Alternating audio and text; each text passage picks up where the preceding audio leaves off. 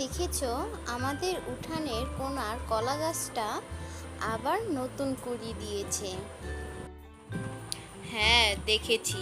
প্রতিবারই ভাবি কাটবো, কিন্তু প্রতিবারই যেন নতুন প্রাণ ফিরে পায়। মা বলতেন এই গাছটি নাকি দাদু নিজে লাগিয়েছিলেন। তাই নাকি? তাহলে তো এটা শুধু গাছ না, আমাদের পরিবারের এক টুকরো ইতিহাস। ঠিক তাই, ছোটবেলায় এই গাছের ছায়ায় বসে আমি কত গল্প করেছি, মনে পড়ে? মনে পড়ে বর্ষায় যখন বৃষ্টি পড়তো, পাতার মধ্যে টুপটাপ শব্দ হতো, যেন সুর বাজছে। কিন্তু পাশের বাড়ির লোকেরা বলছে গাছটা কেটে ফেললে জায়গা হবে দেওয়াল তোলার। দেওয়াল তো তোলা যাবে, কিন্তু এরকম স্মৃতি কি আর ফিরে পাওয়া যাবে? আমি চাই গাছটি থাকুক, ও আমাদের ঘরের মতোই বেঁচে থাকুক আমাদের সাথে।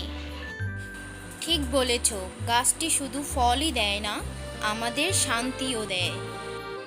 তাহলে ঠিক করা হলো, কলা গাছটি কাটবো না, বরং কলা গাছের চারপাশটা পরিষ্কার করে দিব। হ্যাঁ, ছোট্ট একটা বেঞ্চ বসাই, যাতে তার ছায়ায় বসে আমরা আবার গল্প করতে পারি। দারুণ ভাবনা।